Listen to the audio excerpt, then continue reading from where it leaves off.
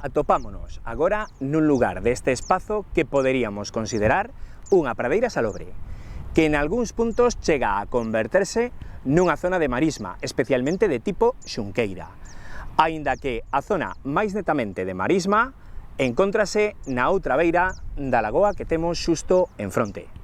Dende as zonas da beira-mar cara ao sistema dunar, hai tres factores químicos cuxa concentración vai decrecendo. A concentración de nitróxeno, polos restos da ribazón con algas e outros seres vivos en putrefacción. A salinidade e a basicidade do solo, debida fundamentalmente ao depósito de cunchas, algas calcarias e guano.